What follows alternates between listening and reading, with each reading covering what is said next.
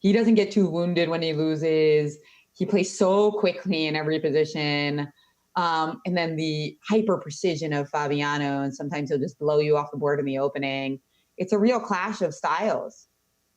And include in that, Jen, just everything you said, the incredible opening prep of Fabiano. I mean, you know, I don't know whose prep is as good. I mean, Vichy, at the time he was world champion, a phenomenal prep. Magnus, his prep could be better. Let's put it that way.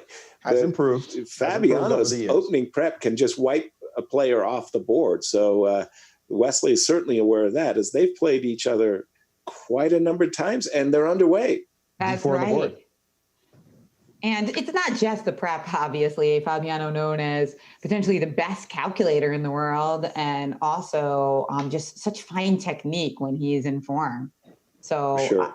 I'm fascinated to see who gets the upper hand on this match. You guys voted for Wesley in your predictions. I voted for Fabi, but this first game is going to tell us a lot about Fabi's form. This is a pick. Exactly. Come on, let's be real.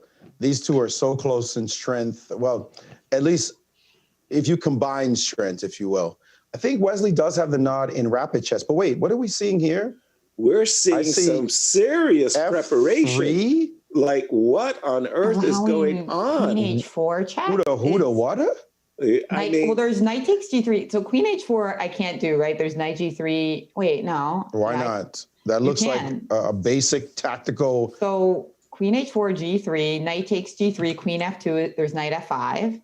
Right. Yes. So what's wrong with this? Has Fabi gone deep You got to go deep into the position How? and said, I'm going to sacrifice a pawn, Yes, that must. an exchange, and I'm going to compromise my king, trap your queen.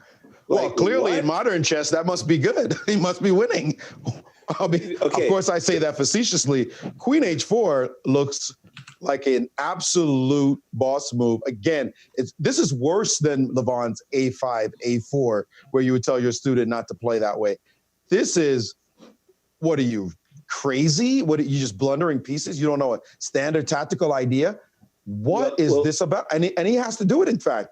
It's not even like he has a choice. Exactly. Let me just set the stage on that one. There's no choice here. The knight is under attack. You don't move the knight, I take it. End of story. If you do move the knight, well, the knight gets trapped immediately after H4 under even much worse circumstances. So Wesley is just taking a deep breath as he's saying, okay, my opponent has prepared some preparation for me, but nonetheless, I have to play Queen H4 check. And he's done it. And they've gone right down this path. Primrose instead, path, after indeed. dropping the exchange and playing King F2, my original thought, actually Fabi played Queen F2. And guys, this is some deep stuff. I know that when we had Alejandro on the air most recently in the Karen's Cup, he talked a lot about prep with Fabi and prep with other great players and the difference between Stockfish evals and AlphaZero evaluations, and about how at the top level, or Lila rather, as that's the one that the top players can use, the open source variation, not the one created by Google, AlphaZero. And that a lot of the times the top players were trying to search for inconsistencies between those two evaluations. And I gotta wonder if this is one of those examples, because we can see by our analysis bar, which is Stockfish, by the way, that they don't like this position at all for white. I have a gut feeling that Fabi found some kind of discrepancy there, and that's what we're seeing on the board. I love chess. I love fairy tale chess. I love exceptions to the rule. I love sacrificing pieces for compensation. All well and good, but you must analyze this very deeply to get there. And we can see that this is some deep stuff that Fabi has analyzed. Wesley knows it. One of the things about Fabi, you guys know, it's not only that he's so well prepared, is that his novelties usually have bite. He just makes, I just make a different move. He makes moves and you go, you can do that? What? And right now, that's what's happening in this game. Who would have conceived of F3 as a great move in that position? F3, clearly a novelty. And the more this position goes, the more it's looking like white has very interesting play. That's right, Maurice. It's funny because Varusian in the track often tells us when moves are novelties, and sometimes we're surprised we don't know the specific theory in a line. This one, I think we figured out that was a novelty. Well, I tell you, I mean, kudos, seriously, kudos to Fabi, because back in the day, we would have these imaginative, rampages. And I got to tell you, if you reach this position, 20 years, 40 years ago, without the aid of computers, you'd give up the ghost. You say, it's an interesting sacrifice. Probably doesn't work. Let's see the mainline stuff. But Fabi has obviously put this into his chess engine. He's worked out some remarkable motifs, and you can just see he's playing a la tempo. In other words, I'm telling you, he's had this board at home in his home laboratory. And you're right, Maurice. You talk about bite. This is remarkable stuff. Like really impressive. Really astonishing. I mean, I'm talking. I would like to save this for the World Championship match. And he's playing instantly, guys. What do you mean? Clutch chess game 1? Come on, this is where it needs to be done. But seriously, guys, Bishop G5. And he didn't even take the exchange back. Wesley said, "You can have my rook." And Fabi said, "I don't want your rook. I'm going to put my king on the same file as your queen and rook." And instantaneous moves, bullet chess mode from Fabiano. We know that this is something that Fabi likes to do to psychologically damage his opponents. This is stressful now for Wesley, seeing his opponent bang down all these moves. When he went 7-0 in the Sinkfield Cup, he said that after one of the games. I wanted to play immediately because I knew that it would rattle my opponent. And indeed, if you look at the clock, he started with 10 minutes. He's at 11 minutes.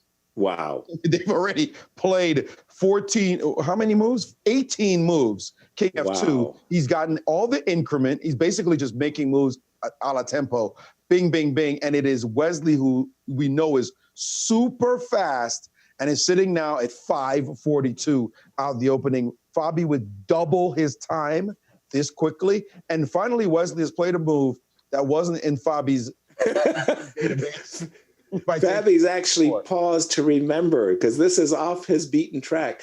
I'm absolutely sure that Fabi was prepared for B6 and Bishop B7. Any natural move like that, Fabi had his answer ready. D5 takes C4 has actually caused him to What about after Bishop takes C4, the move B5, just attempting to get some quick development in? I guess the problem is after Bishop B5, Bishop B7, then you can take on F6, and suddenly my rook takes F3 ideas. Be careful, Bishop. But those you don't want to turn this game around going for material. Mm-hmm. Okay, so after Bishop B7, would you do something else? Well, Bishop B7, the threat. I mean, I don't know what else to do, but Bishop F6. Maybe there's he's taking on D4 immediately. I think he's trying to make sure White knows that the king is weak for the long term.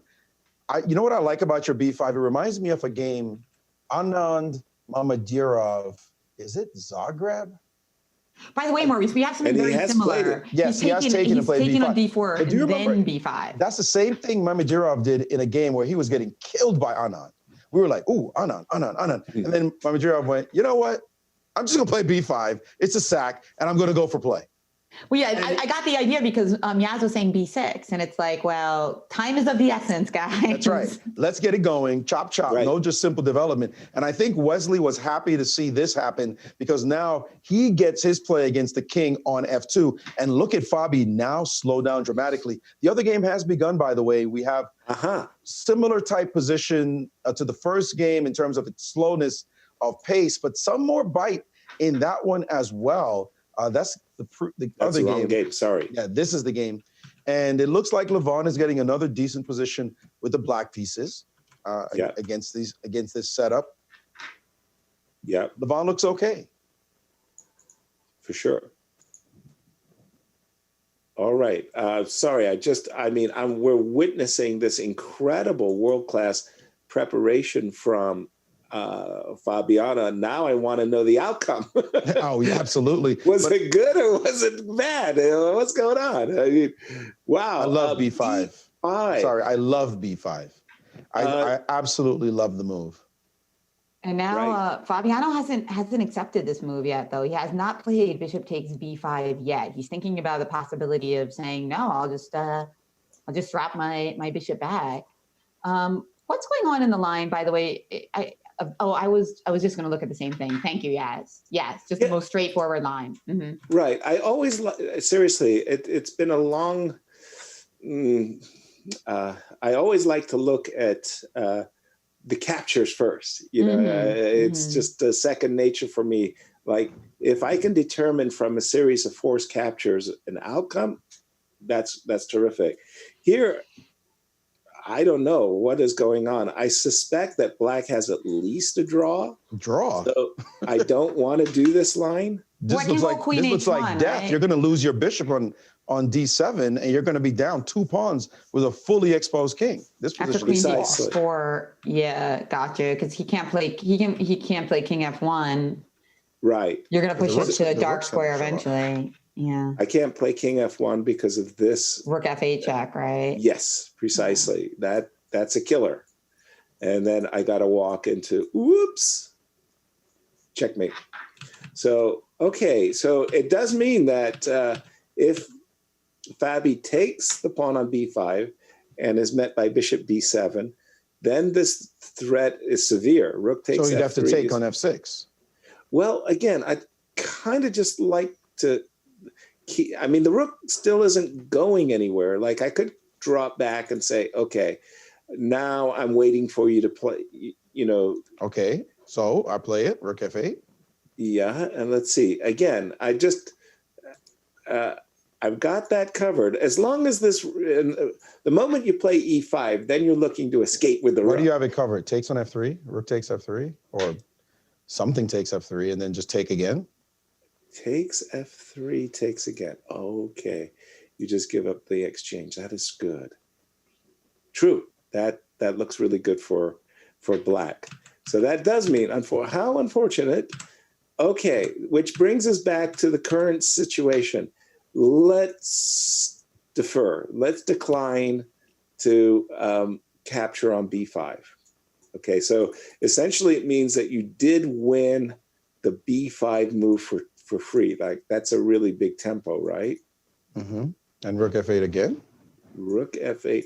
I really want to make this work. If you crash through once more on f3, we're crashing. We are crashing the vehicle, and it's going to be a tank when it hits f3.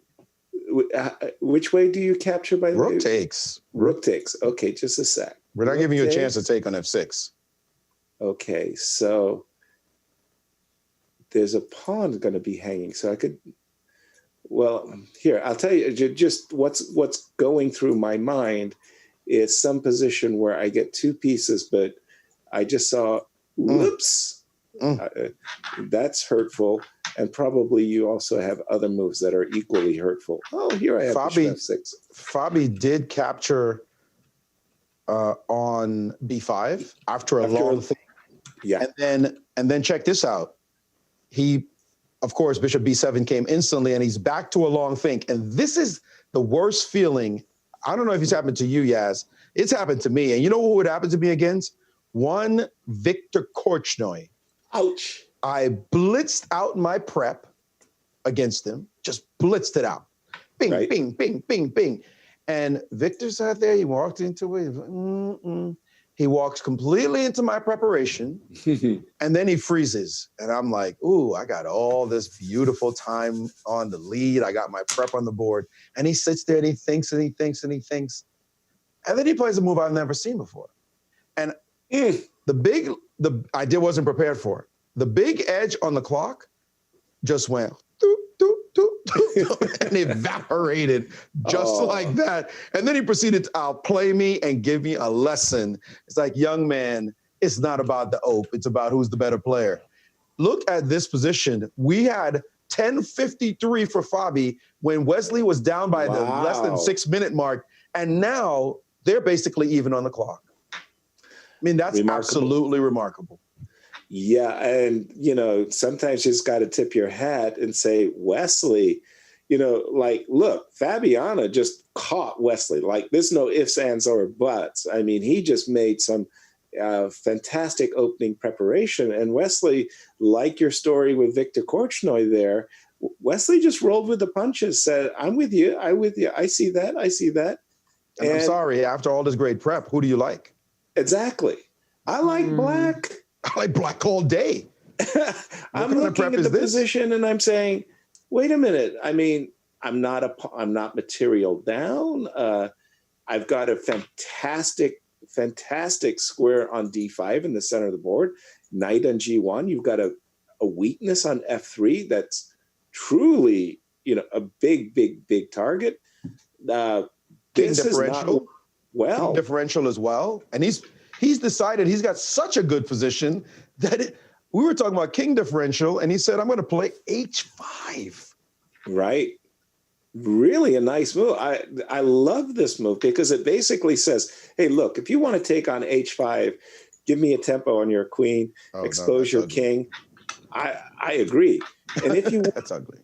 And if you want to play G5 and allow me, to come in and pay you some visit with knight to E3 or knight to F4, wow. I'm telling you, guys, this feels like Wesley has turned the tide completely. No, this is I think White here needs to figure out a way to like trade pieces off the board, because the pieces for black are just so much more powerful at this point, and our king safety. Like if I could play rook C1 and queen C7 or something, maybe I would feel a little bit more relief in my position. But if I play G takes H5, you have knight takes H5 with tempo. He did. At least what I'm saying on the board, he actually took and played queen G4. How can this be anything but fabulous for Wesley? Exactly. This got that one sliver of a pawn on F3. Brutal when you actually use fabulous to determine, to describe Fabi's opponent's position. That's never fun, right? Because we usually use that adjective for Fabi. Right. Well, let's start with the obvious. The knight on H5 centralize itself with a check. Knight F4 check. Played. Incredibly powerful knight in the middle of the board. By the way, I agree that the queen and rook's power along the files are limited now. And I start looking to, play a move like E5 so that I could open up my queen, take this pawn. Queen F6. You're trying to get in that like second rank. Another idea is just to play rook C8, try to play rook C2 check. If you start invading with your majors or your tanks on the second row, or queen H7, queen C7, same move, but queens will need mate when it happens, like some kind of Matutski. I really like that move as well, Maurice, because it actually carries two really powerful punches. So you're threatening queen B6 with a double attack against the bishop. And yes, I do want to capture the pawn on D4, but also queen C2. So this looks terrible. I mean, and Wesley played the first move popped into my head, which is like, you just want to get your queen in the game. By the way, E5, in my view, is also coming with also another, I don't want to say deadly, but there is a king. There is a king. And Fabiano Caruana, after having a devastating time advantage, looks like he's now at still, even? Is that even on the clock, basically? 3 minutes and 18 seconds. He's got to save himself. Wow. Something awful. You prep like this, and the opponent just rolls with the punches, and now he's the one attacking with the black pieces coming out the match. By the way, Magnus did win a pawn in his game against Levon. And we're looking at a position where his queen is slightly offside. But he has a pawn up. He has a pawn up. Levon looking to trade even more pieces. Is Levon's knight just going to be better than the bishop? Fantastically interesting position. Okay, well, definitely keep an eye on that. But I hear you loud and clear with this. Sorry, let me find the game with Fabiano. I mean, it is so defeating when you get your prep on the board just as you've conceived it, and your opponent refutes all your great attempts. Is like, no. The most famous story that I absolutely love was a World Championship match game between Peter Leko and Vladimir Kramnik. Vladimir Kramnik had prepared Novelty for the Marshall, and Peter Leko fell right into the preparation and went right down the line that Kramnik had prepared. And Peter Leko was winning at the end of the preparation. It was like the worst preparation ever. And isn't that the origin story of the Marshall as well? That it was worked out, and the very first game was a loss. Right. Frank Marshall, he kept his Novelty for over 8 years. And we've been told there's a blunder alert. Well, 92 was just played. And what a tactic. And what Bishop F3 will be winning. And he's done it. It has been played. And it's because now we have. My word. Now we just have what discovery is good here? Any discovery is good. God, any? That's not good. That's really bad news. But let's pick one. Oh my goodness. Where are you going to go? Queen is going to show up on F2. Okay, well. And actually, this is not even a game. And he's played Queen B3 check. He hasn't even picked one of the discoveries, guys. Oh, no. As now King to F2 is the only escape square. Well, okay, E4 as well. But if King F2, let's see. We could just even play something simple like Knight E2 check, King takes E2 and Queen B2 and just win all your pieces, right? Just be a little careful. There's a Queen takes G6 check, right? Okay, so we have to take but where am I going with my king? King D3. I lose a piece with check. Oh, that's terrible. But you could have also taken the bishop with check immediately and be up a pawn. Yeah, exactly. And then ask your king, where are you going? Because I can always fix my position. I can always defend G6 at some point, but woof, look at this attack. And after King F2, there's probably also just some mate as well with like a discovered attack. So he did play King F2, by the way. So we'll find out. Is there a better move than Knight takes E2 that just leads to a mate? Like I don't see like Knight H3 check or something. I wouldn't be surprised, Jen. Oh, sorry, which move did you suggest? Like Knight D3 or Knight H3. Let's see. One of the double checks. I don't want to block my queen off. That's why I was thinking H3, so I still had access to like the E3 square and everything. I bet money he took on E2.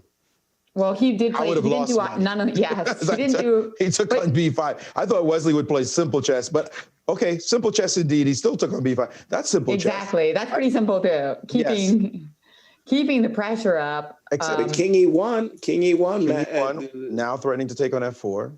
Mm-hmm. Right. Again, Queen takes G6 is keeping white hopes alive. But black's actually up material here. That's how sick it is. I mean, you're not only you're not only ahead in every piece being more powerful than your opponents, but you even have one extra pawn.